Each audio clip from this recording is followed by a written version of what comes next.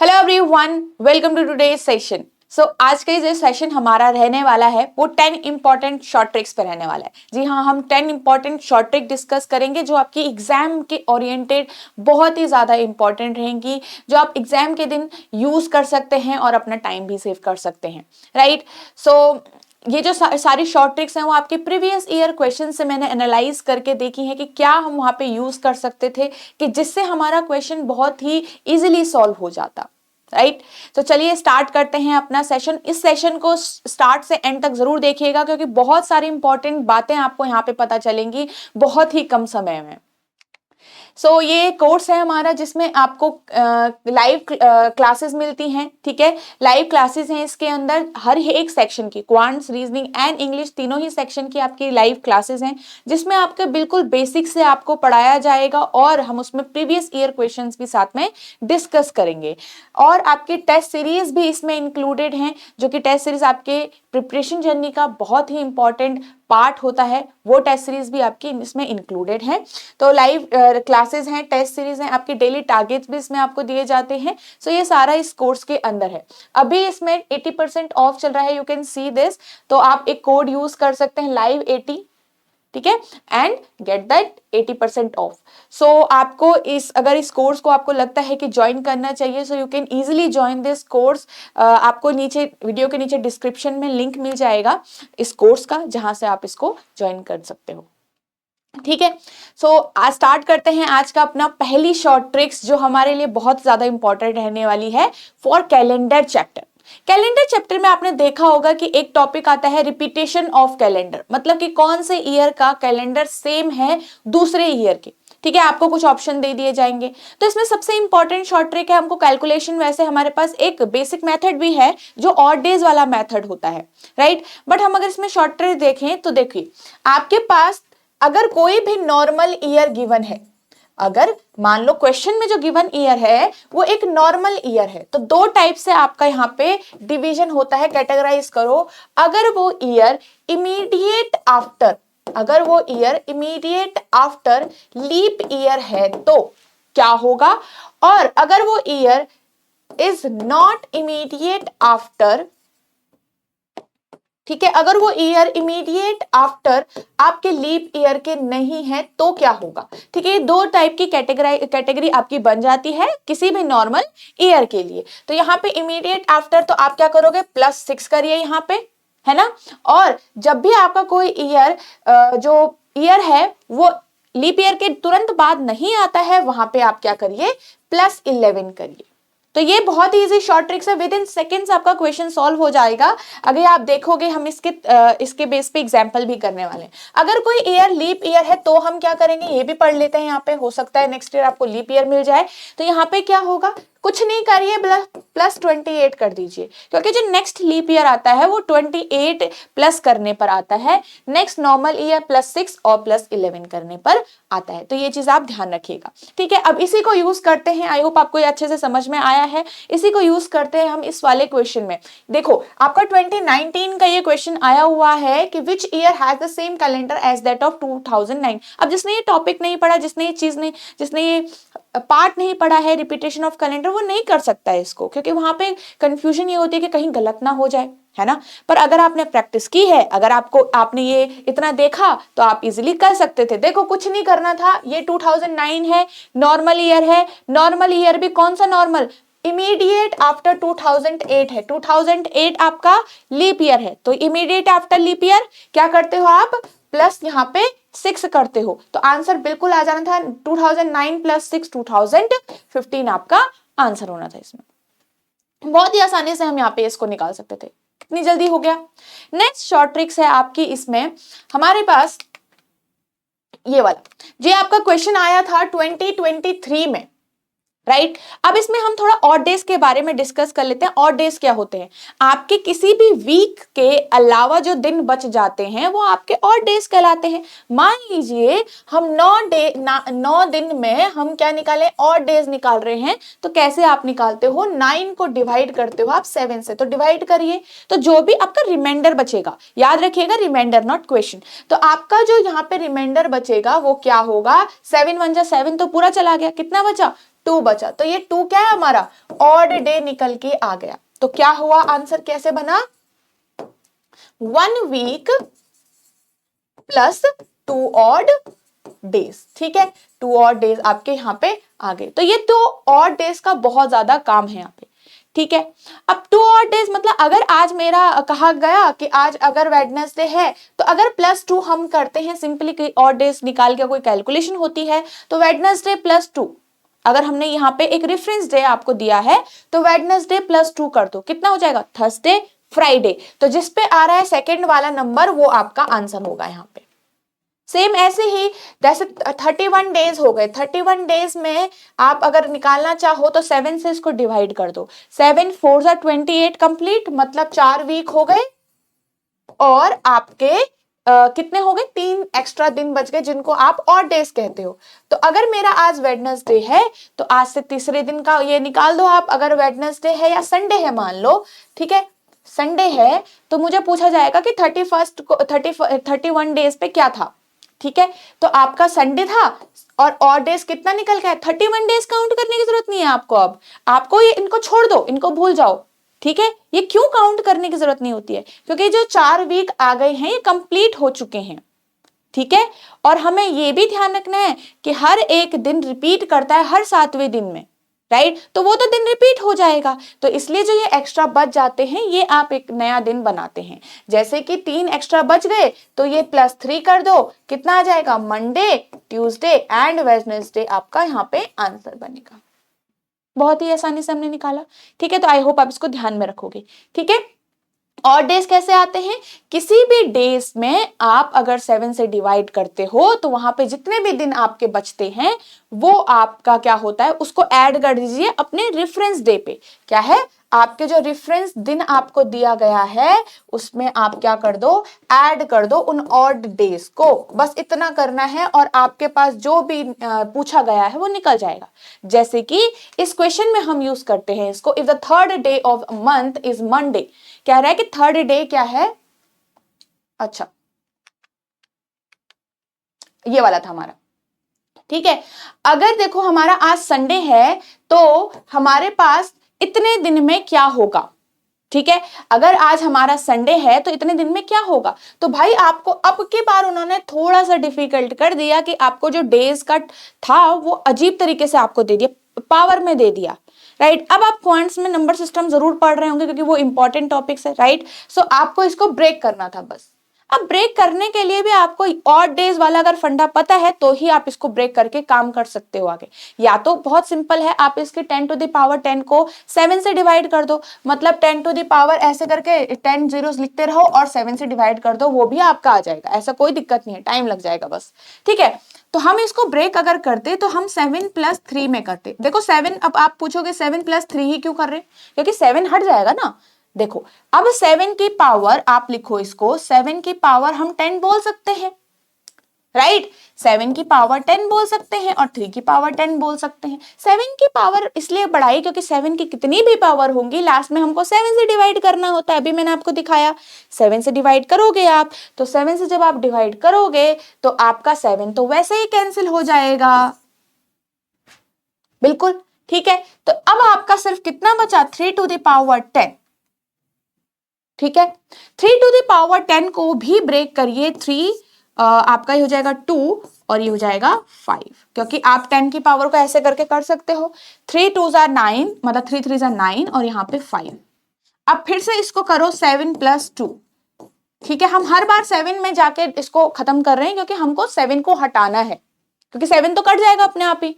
ठीक है, तो आपका ये कितना हो जाएगा, 7 + 2, 7 टू द पावर अगर 7 से डिवाइड करोगे तो कैंसिल आउट होना ही है वो, तो अब आपका कितना बन जाएगा, ये 2 टू द पावर 5। और 2 to the power 5 I hope सबको पता है कितना होता है, 2 की पावर 4 16, 2 की पावर 5 क्या होता है, 32।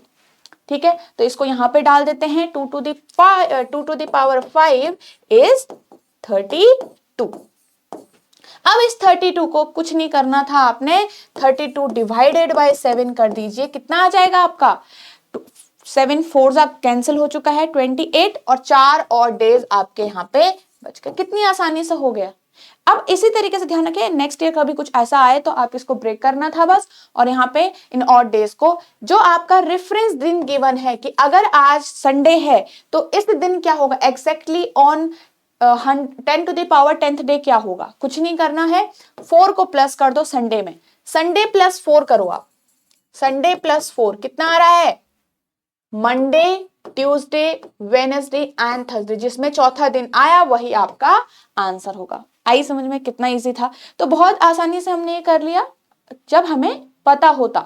ठीक है, चलिए अब नेक्स्ट हम सीखते हैं, अभी हमने ऑड डेज के बारे में पढ़ा, इसमें हम ये भी अच्छे से सीखते हैं कि हर 7th डे हमारा दिन रिपीट होता है। मान लीजिए अगर मेरा 1 तारीख को किसी भी मंथ की 1 तारीख को मेरा मंडे है, मान लो, मंडे नहीं बोलते, चलो संडे बोल देते हैं, संडे है, ठीक है, इसको भी संडे ही बोल लो, ठीक है, 1 तारीख को अगर आपका संडे है तो संडे आपका यहां पे हमारे पास 1 तारीख को संडे है। ओके, अब नेक्स्ट संडे कब आएगा, नेक्स्ट संडे आप कब आएगा, भाई कुछ नहीं करो +7 कर दो, कुछ मत करो +7 कर दो, नेक्स्ट संडे आएगा मेरी 8 तारीख को, उसके बाद का नेक्स्ट संडे कब आएगा, भाई फिर आप +7 दोबारा कर दो, नेक्स्ट संडे मेरा 5 को आ जाएगा। तो अगर मैं बोलूं पहला संडे, अगर मैं इसका नाम रखूं फर्स्ट संडे, मतलब पहला संडे किसी भी मंथ का, ये हो गया आपका सेकंड संडे, और ये आपका हो गया थर्ड संडे। अगर मुझे कोई पूछे कि फोर्थ संडे कब आएगा, फिर से मैं +7 कर दूंगी और प्लस आपका संडे आ जाएगा। ये तो चीज क्लियर है। तो हर 7वें दिन आपका दिन रिपीट हो रहा है, इसको यूज देखो कैसे करना है, अब हमको यहां पे सीखना है। ठीक है, इस वाले में, ठीक है, हमारे पास है if the third day of a month is Monday, कह रहा है किसी भी मंथ का तीसरा दिन अगर मंडे होता है तो which one of the following will be the 5th day from 21st from this month. थोड़ा सा हल्का सा ट्रिकी लग रहा है पर बहुत इजी था ये। देखो मुझे पता है किसी भी मंथ का तीसरा दिन मंडे है, तो मतलब तीसरा दिन का मतलब है 3 तारीख, ठीक है, थर्ड जो भी है, थर्ड मतलब मंथ का, मान लो जुलाई जून जो कुछ भी है, उसका 3 तारीख को मंडे था। आपको कौन से दिन का पूछा गया है इसको स्पेसिफिक करो पहले। 5th day from 21st, 5th day from 21st का मीनिंग क्या होगा इसको जानिए। तो 5th डे फ्रॉम 21st का मतलब 21 + 5, आपको पूछ रहे हैं 26th डे का,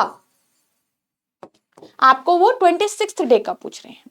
कुछ नहीं करो +7 करते, एक बार आगे तो बढ़ो, क्योंकि पहली तारीख का मतलब तीसरी तारीख का पता है, 26 का नहीं पता है, तो हमेशा कुछ नहीं करो +7 कर दो, हमको पता चल जाएगा मंडे कब तक आ रहा है। तो +7 मतलब हमारे पास नेक्स्ट मंडे जो था वो आपका 10 तारीख को था, फिर +7 करो तो 17 को हमारा नेक्स्ट मंडे है।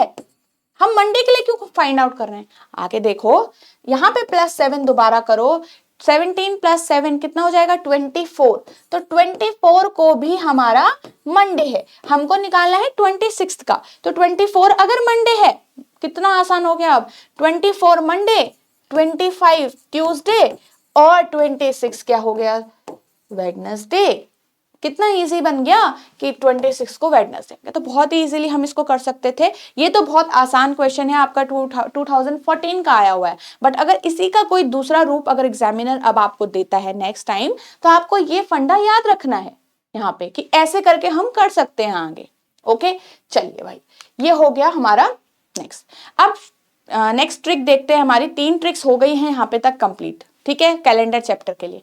अब जो ये वाली नेक्स्ट ट्रिक है वो किसके लिए हमारी, ये भी हमारी कैलेंडर के लिए है। जो आपको यहाँ पे ये जो क्वेश्चन है वो सेम क्वेश्चन क्लॉक के हिसाब से भी आया था, ठीक है, पर यहाँ पे देखते हैं। देखो जब भी आपको ऐसा दिया जाए कि कोई पर्सन 5वें दिन गया है, फिर दूसरा पर्सन मान लो राम गया है 5वें दिन मंदिर, शाम गया है 4थे दिन, और रानी गई है 10th डे, ठीक है, तो यहाँ पे अलग अलग दिन सब लोग जा रहे हैं। अब कहा कि वो लोग मिलते हैं मंडे को एक दिन, तो बताओ नेक्स्ट कब मिलेंगे, तो इस टाइप से क्वेश्चन आप देख रहे होंगे, राइट। या फिर कोई पूछा कोई घड़ी जो है, जैसे कि ये वाला क्वेश्चन आप देख सकते हो कि अ बेल रिंग्स एवरी 18 मिनट्स। एक जो घड़ी है, मतलब एक बेल है, वो हर 18 मिनट में रिंग करती है। देन दूसरी बेल जो है वो 24 मिनट में, तीसरी बेल 25 मिनट में, ऐसे टाइप का क्वेश्चन है।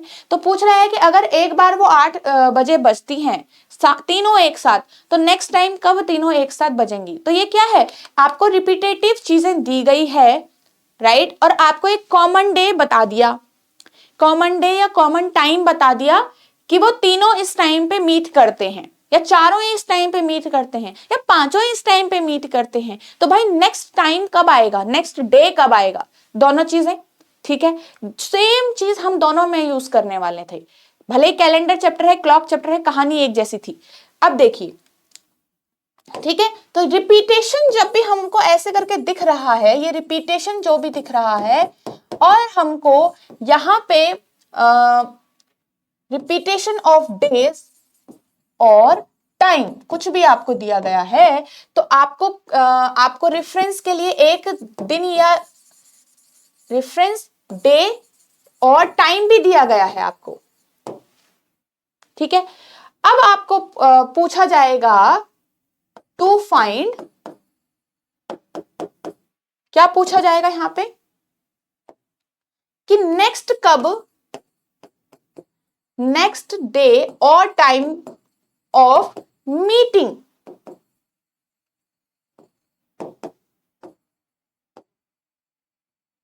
ठीक है, इस टाइप से आप ध्यान रखिएगा इसको। जब भी हमारे पास रेफरेंस एक चीज दी गई है और उसके बाद पूछा नेक्स्ट कब होगा ये सब चीज एक साथ, तो तब वहां पे क्या करना चाहिए, कुछ मत करो, जितना भी आपको रिपीटेशन वाला जो जो सीक्वेंस दिया है, उन सारे नंबर्स का एलसीएम निकाल लो। एलसीएम क्यों निकालते हैं, क्योंकि क्या है, एक कॉमन मल्टीपल होता है सबका। तो कॉमन मतलब अगर तीनों या जितने भी आपको लोग दिए गए हैं उनके डेज या टाइम को हम एक लेके चलें, तो उनका एक कॉमन चीज आनी चाहिए। तो हम यहाँ पे क्या लेते हैं, एलसीएम लेते हैं, ठीक है। सो अब देखो इस वाले क्वेश्चन में कैसे यूज करते हैं हम इसको। जोसेफ जो था visit club on every 5th day, Harsh जो था विजिट ऑन 24th डे, और सुमित जो था वो हर 9th डे पे मिलता था। तो एक दिन ऐसा आया जब तीनों के तीनों मिल गए संडे को। भाई अच्छी बात है। आपको पूछ रहा है कि दोबारा तीनों के तीनों कब मिलेंगे।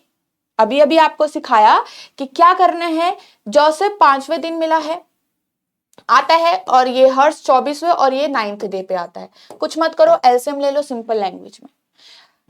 5 कंप्लीट हो जाएगा यहाँ पे 24, 9 से 3 से अगर कैंसिल करोगे 8 और 3, फिर 3 से कैंसिल करोगे 3 कट जाएगा और 8 बच जाएगा, लास्ट में 8 से ही कैंसिल होगा ये, ठीक है। एलसीएम लेना अगर आपको आता है तो।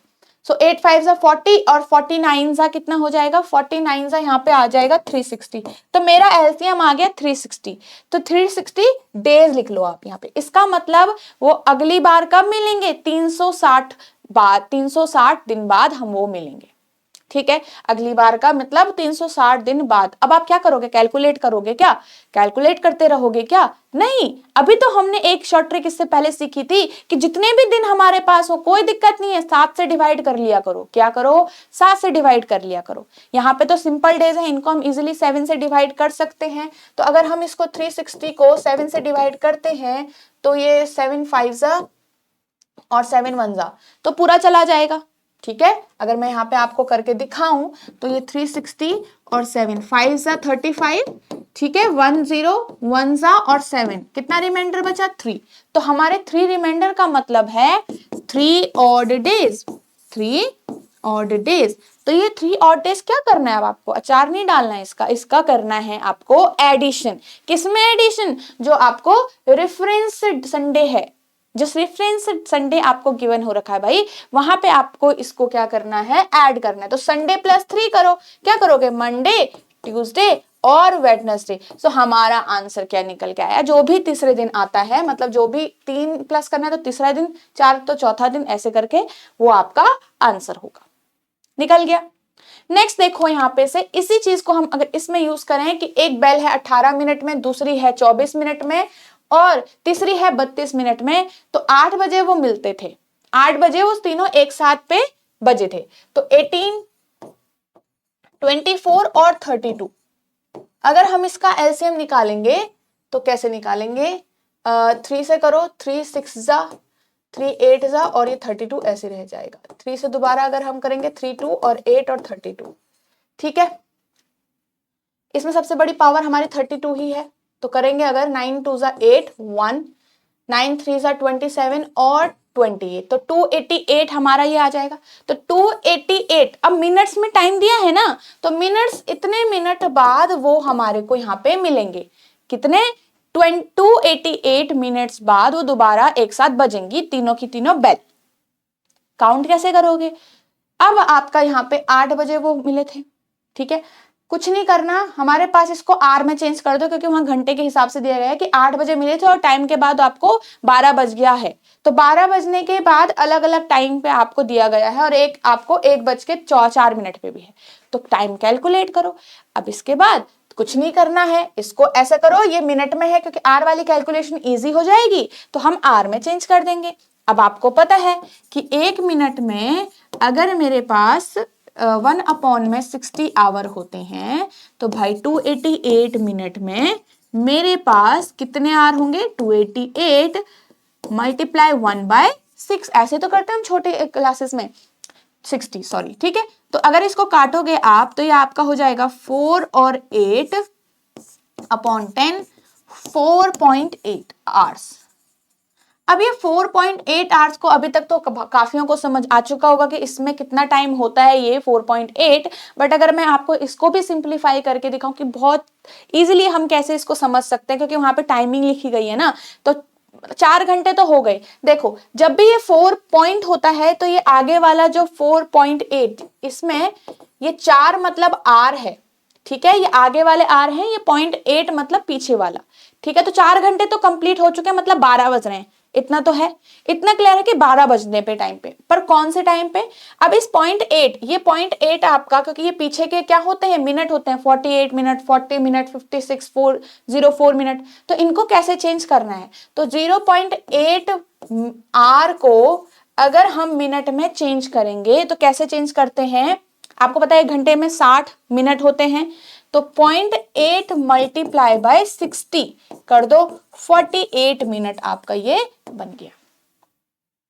4 घंटे तो कंप्लीट थे, ये 0.8 आवर था। बहुत इजीली 0.8 मल्टीप्लाई 60 क्यों किया? क्योंकि 1 घंटे में 60 मिनट होते हैं, 48 मिनट हो गए। अब आप इजीली बता सकते हो कि 8 + 4 आर प्लस 48 मिनट बाद ये बजी थी घड़ी, तो भाई कितना टाइम हो रहा है आपका, आप देख लो। तो 8 o'clock के बाद आपके पास 12:48 पे नेक्स्ट टाइम पे वो रैंक किए थे। ओके, चलिए, सो आई होप आपको ये चीज समझ में यहाँ पे आई होगी, ठीक है।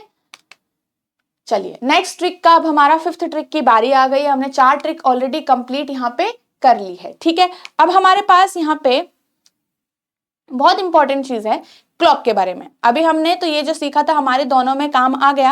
अब क्लॉक में हमें जब भी टाइम निकालना होता है कि कोई घड़ी के आवर हैंड और मिनट हैंड कोइंसाइड कर रहे हैं, मतलब 0 डिग्री एंगल बना रहे हैं, 90 डिग्री एंगल बना रहे हैं, 50 डिग्री एंगल बना रहे हैं, या फिर 180 डिग्री एंगल बना रहे हैं, तो हमारे वो जो दोनों हैंड्स हैं वो किस टाइमिंग के अंदर वो मतलब सेम एंगल बना रहे हैं, ठीक है। तो हमारे पास यहाँ पे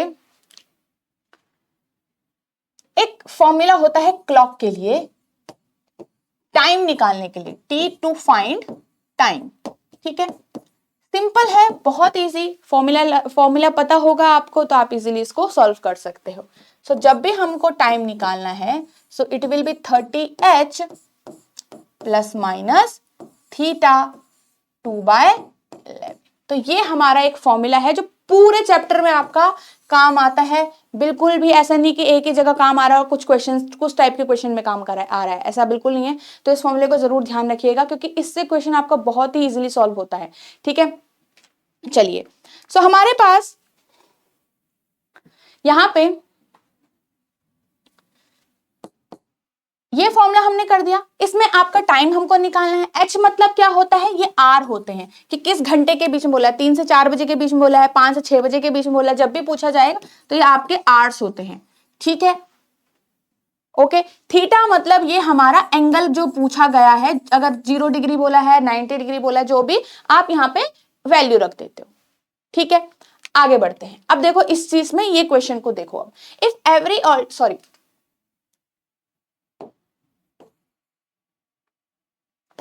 अच्छा, ये हमारा शॉर्ट ट्रिक 5 थी। 1 सेकेंड, यहां पे था ये, ठीक है। तो हमारा टाइम को निकालने का जो फॉर्मूला है वो है 30h प्लस माइनस थीटा और 2/11। तो हम इसको ध्यान में रखेंगे हमेशा, ठीक है, जब भी हमको टाइम का पूछा जाएगा। अब देखो यहाँ पे जो ये h होता है इसका मतलब आर्स होता है, और जो ये थीटा है इसका मतलब होता है एंगल, जिस भी एंगल के लिए पूछा गया है, ठीक है, गिवन होगा आपको। मतलब at which one of the following times do the hour hand and minute hand of the clock make an angle of 180 degree with each other। मतलब कौन से टाइमिंग में दोनों एक दूसरे के साथ 180 डिग्री का एंगल बना रहे हैं। सिंपल है, एंगल दिया गया है, टाइम पूछा गया है। अब देखो ये जिस तरीके से आपको ऑप्शन गिवन थे ये थोड़ा कंफ्यूजिंग थे, बट अब देखो ये कितना आसान बनने वाला है। टाइम का फॉर्मूला अभी अभी हमने देखा 30, h कितना होगा। अब आप कहोगे आर तो किसी भी टाइम के बीच में तो गिवन ही नहीं है।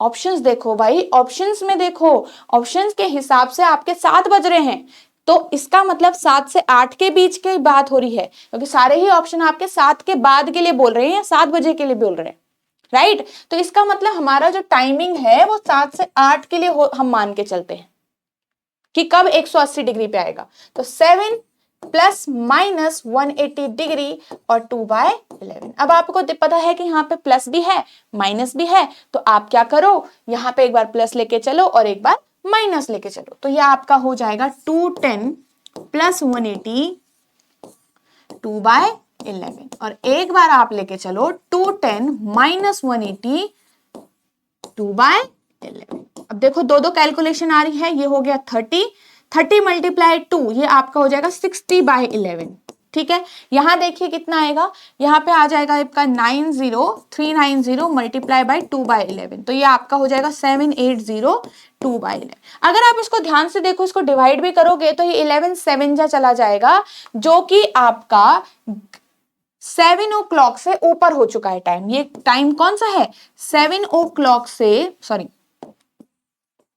जो ये यहाँ पे आपका 710 और फिर 70 समथिंग आएगा, ठीक है।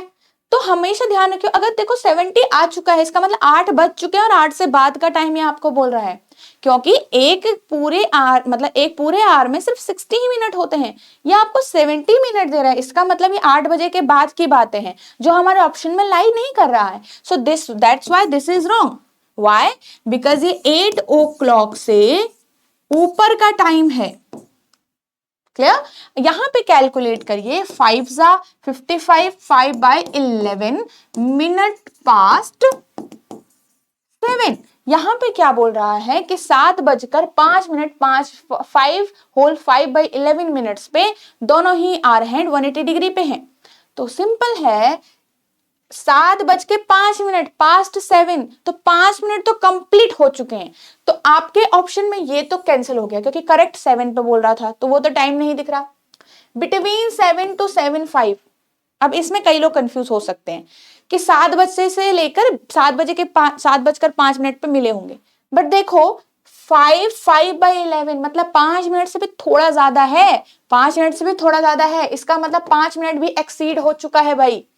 क्या 7 एट एग्जैक्ट 7:05 पे है? नहीं, उससे थोड़ा आगे है, सॉरी थोड़ा आगे है, तो कैंसिल। बिटवीन 7:05 to 7:10, क्योंकि 7:05 से ऊपर ही है, तो यही हमारा आंसर होगा, ठीक है। So this is the answer. कुछ नहीं करना था, फॉर्मूला याद रहता तो हम फटाफट वैल्यू रखते, यहां पे से हमें पता चल जाता कि भाई ये ऊपर का टाइम है, ये हमारा सही टाइम है, तो इस हिसाब से हम चूज कर सकते। हो गया इजीली। चलिए नेक्स्ट शॉर्ट ट्रिक 6 है हमारी। अच्छा, तो ये हमारी अल्फाबेटिकल सीरीज का है, ठीक है। अल्फाबेट सीरीज पे आपने देखोगे काफी क्वेश्चंस आते हैं, इजी भी आते हैं, थोड़ा सा मॉडरेट भी आते हैं हमारे क्वेश्चंस, राइट। बट सबसे मेन इंपॉर्टेंट बात पूरे चैप्टर की ये है, और चाहे आप कोडिंग डिकोडिंग की भी बात करें, तो अल्फाबेट्स की प्लेस वैल्यू, सारे अल्फाबेट्स की प्लेस वैल्यू याद रखनी बहुत ज्यादा इंपॉर्टेंट है कि कहीं ना कहीं वो हमारे काम आ सकती है। इजी चीजें तो याद कर सकते हैं हम। प्लेस वैल्यू ऑफ लेटर्स, ठीक है। कैसे करते हो, आपके पास दो यहाँ पे ट्रिक्स हैं। एक तो एजोटी करके वर्ड जो है, और एक आपके पास फ्लो रक्स एक वर्ड है, ठीक है। दो आपके पास यहाँ पे वर्ड हो गए जिनकी हेल्प से हम याद करके रख सकते हैं, जिसमें ए की वैल्यू 5, इसकी प्लेस वैल्यू 10, इसकी 15 और इसकी 20 और इसकी 25। तो ये अगर 5 की याद है तो इनके आगे पीछे वालों की भी याद हो ही जाएगी। सेम ऐसे ही इसकी 3, इसकी 6, 9, 12, 15, 18, 21 और ये हो गया 24। तो सारे क्या है, 3 के मल्टीपल, 5 के मल्टीपल। दो इस तरीके से इन दो वर्ड्स के हेल्प से हम इजीली प्लेस वैल्यूज को याद रख सकते हैं। ऑपोजिट लेटर याद रखने हैं आपको पूरे चैप्टर में। कैसे याद रख सकते हो आप ऑपोजिट लेटर? आपका अगर हम ए से शुरू करें तो ए का जेड होता है, बी वाई बाई होता है, बी का बाई होता है, और आपका सी एक्स आपका क्या होता है, ऑपोजिट हो गए, ठीक है, 6 ऑपोजिट हो गए दोनों। बाकी देखें तो माउंटेन ड्यू, डी और डब्ल्यू ऑपोजिट हो गए, E F L O V E love, E और यहाँ पे ये दोनों ऑपोजिट है एक दूसरे के, ठीक है। यूएफओ, यू और एफ ऑपोजिट है, ठीक है। जी टी रोड, जी और टी ऑपोजिट है। एस एच आर आई श्री ऑपोजिट है, मतलब आर और आई ऑपोजिट है, एस और एच ऑपोजिट है। एक वर्ड से दोनों के लर्न हो गए आपको, ठीक है। जे एंड क्वीन, जंगल क्वीन आपका यहाँ पे ये और आपका ऑपोजिट है, ठीक है। अब क्या बचा, के आपका पी के मूवी, और एम ए एन, एम और एन आपका एक दूसरे के ऑपोजिट है। तो सारे क्या है, ये ऑपोजिट लेटर्स हमारे, जिन ट्रिक्स से हम इनको याद रख सकते हैं, ठीक है। तो ये चीज आप ध्यान रखिएगा, कहीं भी याद आपको यूज हो सकता है। और जैसे कि हमारी ये प्लेस वैल्यू, अब देखो हम इन चीजों को यूज कहाँ करते हैं, अपने इस क्वेश्चन में सॉल्व करते हैं। वैसे बहुत इजी क्वेश्चन, आप नॉर्मल भी कर सकते थे, बट देखो हम इसको इजिली कैसे सॉल्व कर सकते हैं ये हम देखते हैं। If every alternate letter, क्या बोला, alternate letter of the English alphabetical from B onwards including B, ये भी लिखा है ब्रैकेट में, B onwards मतलब including B, alternate letter का मतलब है A, B, C, पर ये शुरुआत कहाँ से हो रही है, ये B से शुरुआत हो रही है, तो B भी उस ऑपरेशन में इंक्लूडेड है, ये बोला गया है। Is return lower case small letter में लिखा गया है, मतलब एंड बाकी जो लेटर होंगे उन ऑल्टरनेट के अलावा वो आपके कैपिटलाइज्ड हैं। तो इस हिसाब से आपका सेकेंड हाफ ऑफ द क्या है, first month of the second half of the year is return. ये तो खाली बोलने की बात है, वैसे हमको ऑप्शन में दिख ही रहा है, सब जगह जुलाई लिखा हुआ है, तो जुलाई की बात है, ठीक है, ज्यादा जरूरी सोचने की बात नहीं थी। तो जुलाई को हमने कैसे लिखना है ये बोला गया है, ठीक है। अब कौन सा लेटर स्मॉल में आएगा, कौन सा आपका बिग में आएगा, वो आपको पूरी कैलकुलेशन अगर आप नॉर्मल करें तो आप करेंगे 1 से लेकर मतलब जेड तक लिखेंगे, ए से लेकर जेड तक, और उसके बाद देखेंगे कौन स्मॉल और कौन आपका कैपिटल। ध्यान से देखो भाई यहाँ पे कि आपका जो बी है, बी ऑनवर्ड मतलब इंक्लूडिंग बी को आपको क्या करना है, स्मॉल लेटर में लिखना है, तो बी स्मॉल बन जाएगा, सी कैपिटल रहेगा, ठीक है, फिर डी आपका स्मॉल बनेगा, फिर ए कैपिटल, फिर एफ आपका स्मॉल। पर एक चीज नोटिस करो ना, यहां से पूरा मत लिखो, नोटिस करो जिसके भी प्लेस वैल्यू आपकी इवन नंबर है वो स्मॉल जा रहा है, जिसकी प्लेस वैल्यू ऑड है वो कैपिटल में है। सेम ऐसे ही 4, 5 कैपिटल, 6 स्मॉल, जी कैपिटल। तो इसका मतलब यहां से क्लियर हो चुका है कि जिसकी प्लेस वैल्यू इवन है वो छोटा हो जा। तो अब आपने वर्ड लिखा है, बाकियों को क्यों देखना, सिर्फ इन लेटर्स को देखो। जे की प्लेस वैल्यू 10 है, इसकी 21 है, इसकी 12 है और इसकी 25 है भाई। अभी अभी तो हमने कहा कि 10 मतलब छोटा, 21 ऑड तो बड़ा, 12 इवन तो छोटा और 25 ऑड तो बड़ा। तो y को आपको कैसे लिखना है, JULY। तो कहां दिख रहा है आपको ये, आपको ये दिख रहा है सिर्फ यहां, ठीक है, ये आपको यहां दिख रहा है, ये बड़ा है, ठीक है, ये बड़ा y ऐसे बनाते हैं ये, okay, so this will be the answer. कितने इजीली हमने कर दिया, विद इन सेकेंड्स। ज्यादा हमको पूरे अल्फाबेट्स लिखने की जरूरत थी ही नहीं। चलिए अब हमारा आता है सेवेंथ यहाँ पे। अब ये क्यूब वाला है हमारे पास, ठीक है। 7 ट्रिक होती है हमारे क्यूब्स की कि हमारे पास नंबर ऑफ क्यूब्स कैसे हम फाइंड आउट करते हैं। तो हमेशा ध्यान रखिए जो n क्यूब होता है वो आपका हमेशा नंबर ऑफ स्मॉल क्यूब्स निकाल के आपको देता है, ठीक है।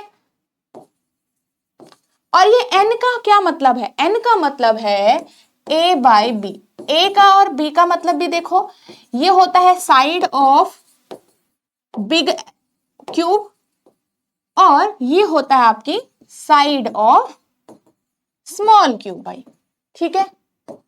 ये होता है इसका मतलब। तो ये n ये है, ठीक है। जब भी आपको यहाँ पे n आपको दिखाया, मतलब आपको नंबर ऑफ स्मॉल क्यूब पूछा जाए तो वहां पे आप n क्यूब करते हो, मतलब a बाई बी का होल क्यूब करते हो इसका मतलब, ठीक है। तो आपके पास नंबर ऑफ स्मॉल क्यूब ऐसे आते हैं। अगर हम इसमें ही इस क्यूब को पेंट करके काट दें, छोटे छोटे स्मॉल क्यूब्स में डिवाइड कर दें, तो यहाँ पे हमारे पास ये देखिए n क्यूब हो गया और यहाँ पे हमारे पास पेंट करके हमने काटा होता है। तो हमारे पास क्वेश्चंस आते हैं कि number of cubes find out करो जिनकी सिर्फ एक साइड पेंटेड है, number of cubes find out करो जिनकी सिर्फ 3 साइड पेंटेड है, 2 साइड पेंटेड है। इस टाइप से क्वेश्चन आपके बनते हैं, या कोई भी साइड पेंट नहीं है। तो इनको सिंपल है, हम किस तरीके से करते हैं, आपके पास फॉर्मूलाज कुछ होते हैं, मैं आपको दिखा देती हूँ। कुछ फॉर्मूलाज आपके होते हैं, अगर आपको याद है तो वो आपको बहुत इजीली आप सॉल्व कर सकते हो, ठीक है। मतलब किसी भी क्यूब की 3 साइड पेंटेड, ठीक है। मैक्सिमम कितनी साइड पेंट हो सकती है, सिर्फ 3 साइड पेंट हो सकती है मैक्सिमम, इससे ज्यादा साइड कभी भी पेंट नहीं होगी किसी भी स्मॉल क्यूब की, ठीक है, जो काट के निकले हैं। तो 3 साइड पेंटेड आपको हमेशा कहां मिलते हैं, कॉर्नर पे मिलते हैं। और कितने होते हैं कॉर्नर्स, 8 कॉर्नर्स होते हैं, तो 8 कॉर्नर वाले क्यूब्स। 2 साइड पेंटेड आप कैसे निकालते हो, 2 साइड पेंटेड वाले आप कैसे निकालते हो, तो जो भी 2 साइड पेंटेड होते हैं वो आपके एज में होते हैं, जो क्यूब का एज होता है वहां पे होते हैं 12n-2 करके। ये n कौन है, यही तो n है, ठीक है। 1 साइड पेंटेड 6n-2 का क्यूब स्क्वायर करके। और अगर हमको 0 साइड पेंटेड या फिर अनपेंटेड क्यूब्स निकालना हो, 0 साइड पेंटेड या फिर अनपेंटेड क्यूब्स अगर आपको निकालना हो तो आप कैसे निकालोगे, n-2 का होल क्यूब। तो ये जो क्यूब्स होते हैं वो सब अंदर अंदर रहते हैं, जो वो कवर नहीं हो पाए किसी भी कलर से। तो ये 4 टाइप की चीजें हैं हमारी किसी भी पेंटेड क्यूब से लेकर, ओके। तो ये चीजें आपको ध्यान में रखनी है, ये फॉर्मूलाज। अब यहाँ पे आप देखिए कि हमारे पास दिया क्या, क्वेश्चन को बनाया किस तरीके से है। आपका ये 2023 का लास्ट टाइम का क्वेश्चन है।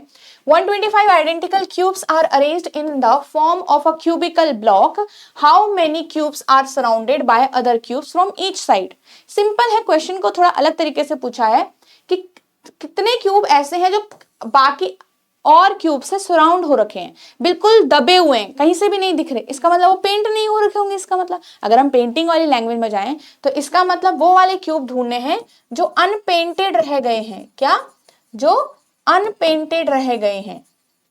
तो कैसे फाइंड आउट करते हो आप, n-2 का होल क्यूब करके। अब ये n कैसे निकलेगा, जो ये 125 है ये n नहीं है, ये चीज ध्यान रखिएगा। ये 125 identical small cubes are arranged in the form of a cube, मतलब छोटे छोटे 125 क्यूब्स को जोड़कर बनाया है।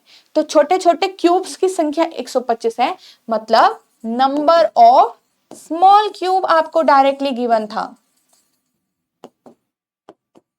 तो जो कि क्या है, n की क्यूब है। तो अगर आप यहां से इसको सॉल्व करो n के लिए, तो आप क्यूब रूट निकालोगे दोनों साइड से। तो यहां पे हो जाएगा n की power n is equal to 5, क्योंकि 5 की पावर 3 जो होती है 125 होती है। तो आपका ये n इज इक्वल टू 5 हो गया, ठीक है। n आ गया, कुछ मत करो, n की वैल्यू यहाँ पे रख दो भाई। 5-2 का होल क्यूब, 3 का क्यूब कितना होता है 27। कितनी आसानी से हमारा यहाँ पे सॉल्व हुआ ये, राइट। सो इस तरीके से आपको अगर ये चीज पता होती तो जाके आप इजिली इसको कर सकते थे। तो ये फॉर्मूलाज को याद करके रखो एक बार, ठीक है। चलो नेक्स्ट ट्रिक की बारी है अब हमारी 8th ट्रिक। ओके, ये हमारा डाइस और क्यूब दोनों से रिलेटेड है। डाइस में आपका क्या होता है, ऑपोजिट जो आपके साइड्स होते हैं, 6 साइड्स होते हैं हमारे एक क्यूब या डाइस की, 6 मतलब फेसेस होते हैं, ठीक है। 6 फेसेस में आप देखोगे अगर, तो इस टाइप से कोई क्यूब है और डाइस जो भी है, ठीक है, आपके 6 फेसेस होते हैं इसके अंदर। 6 फेसेस में अगर मैं टॉप का जो ऑपोजिट बोलूं वो बॉटम हो जाएगा, ठीक है। अगर टॉप के एडजेसेंट फेसेस की हम बात करें तो वो बाकी के जो चारों फेसेस हैं वो उसके क्या होंगे, एडजेसेंट होंगे, राइट। किसी भी क्यूब के, किसी भी डाइस के अंदर जो टॉप और बॉटम है अगर वो ऑपोजिट है, अगर मैं टॉप के एडजेसेंट फेसेस की मतलब उसके बगल वाले फेसेस की बात करूं तो वो क्या हो जाएंगे, वो सारे क्या है, 4 फेसेस होंगे सिर्फ, राइट। चलिए तो 6 फेसेस होंगे इसके अंदर, और जो ये अगर ये टॉप है तो नीचे वाला जो होगा वो उसके करेक्ट ऑपोजिट होगा, और बाकी सारे उसके क्या होंगे, एडजेसेंट होंगे। अगर इसी हिसाब से हम एक यहाँ पे क्वेश्चन को सॉल्व करते हैं इसी ट्रिक से, कि 2015 का हमारा क्वेश्चन था ये, कि each of the 6 different faces of a cube has been coated with a different colour with VIBGIGYO, 6 colour हैं, 6 फेसेस हैं। तो आपको ये इंफॉर्मेशन कुछ गिवन है और आपको पूछा गया है कि कौन सा कलर है ऑपोजिट फेस पर ओ के, और ओ के ऑपोजिट फेस पर कौन सा कलर है। अभी कलर की बातें हैं, 6 अलग अलग कलर किए गए हैं, तो ये कैसे पता चलेगा। अब हमें ये नहीं पता कि टॉप पे कौन सा कलर है, बॉटम पे कौन सा कलर है, हम एक रैंडम ऑर्डर लेंगे सिर्फ। तो सबसे पहले जो सबसे ज्यादा अल्फाबेट या सबसे ज्यादा जो कलर की दिख रहा है आपको, उसको कॉमन ले लो। जैसे बी और वाई आपको दिख रहा है, 3-3 स्टेटमेंट में गिवन हो रखा है, तो वाई को देख लेते हैं सबसे पहले। तो वाई का एडजेसेंट फेसेस की बात हो रही है ना, तो वाई का एडजेसेंट फेस देखो कौन है, ओ और बी वाई के एडजेसेंट है। नीचे की लाइन में देखो आई और जी भी वाई इसके क्या है, एडजेसेंट है। तो 4 फेस एडजेसेंट हो गए, तो इसका मतलब जो 5वां बचा है वो इसका ऑपोजिट होना चाहिए भाई, ठीक है। 4 फेसेस तो इसके एडजेसेंट हो गए। तो आगे देखिए, तो इसका ऑपोजिट फेस क्या होगा, ओ बी आई और जी हो गया, ऑपोजिट बचा है वी, तो वाई का ऑपोजिट हो गया वी। ऐसे ही आप बी के लिए करो अब, तो बी का एडजेसेंट देखो, जी है वाई है, बी का एडजेसेंट है ओ और बी, अलग अलग निकाल लिए। बी के 4 एडजेसेंट फेसेस हमें मिल गए, तो इसका ऑपोजिट फेस कौन होगा जो इनमें से बचा है, तो जी वाई ओ और बी के ऑपोजिट बचा हुआ फेस कौन है, आई। अब इनमें से 6 फेसेस आपके होते हैं, अगर मेरे पास y ऑपोजिट निकल गया v का और b ऑपोजिट निकल गया i का, तो भाई o और g जो तीसरे कलर हैं, जो नेक्स्ट जो रिमेनिंग कलर हैं, वो एक दूसरे के अपोजिट होने चाहिए। तो आपको o का पूछा है तो g आपका नेक्स्ट पे ऑपोजिट फेस पे आना चाहिए, राइट। सो इस टाइप से इसको आप सॉल्व कर सकते थे, ठीक है। चलिए अब 9 ट्रिक की बारी है हमारी। अब ये हमारा रैंकिंग का चैप्टर है। रैंकिंग के चैप्टर में हमारे पास 2 टाइप के क्वेश्चन आते हैं, ओल्ड पैटर्न, न्यू पैटर्न। जिसमें ओल्ड पैटर्न में हमें पोजीशंस गिवन होती है, कोई पर्सन जैसे कि यहाँ से इतनी पोजीशन पे, यहाँ से इतनी पोजीशन पे है, ठीक है। मान लीजिए ए जो है वो यहाँ से आपका 10th पोजीशन पे है और राइट से आपका 15th पोजीशन पे है। हमें पूछा जाएगा total number of person in that row. Total number of person in that row, हमेशा ध्यान रखिए आपके पास एक सिंपल फॉर्मूला जो पूरे चैप्टर में काम आता है, L प्लस आर माइनस में 1। L मतलब सेम पर्सन, ठीक है। L मतलब इस सेम पर्सन की पोजीशन के बारे में बात होगी, हमेशा ध्यान रखिए इस फॉर्मूला को यूज करने से पहले।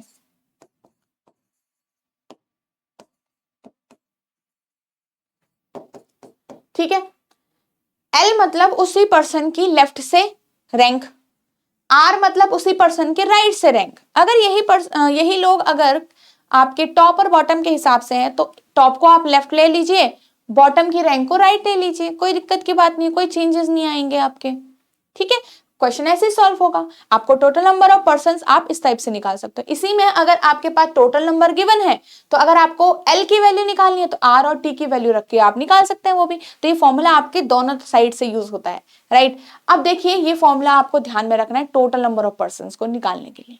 इसी को अगर हम यूज करें तो यहाँ पे अगर ये क्वेश्चन आप देखोगे, आपका 2020 में क्वेश्चन आया था, बहुत इजी क्वेश्चन है। थोड़ा सा देखो, A is 16th from the left end of a row, in a row of boys, and B is 18th from the right end, ठीक है। G is 11th from A towards the right end, अब दो person है A और V की position, A की position left से given है, V की पोजीशन राइट से गिवन है।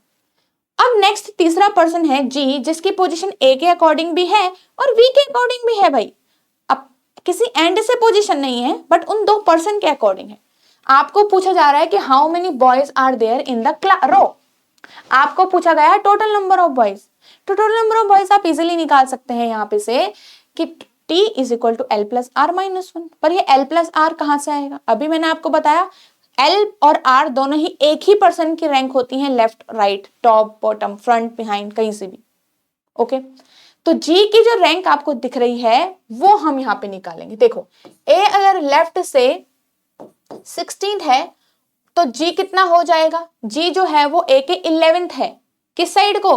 राइट साइड को।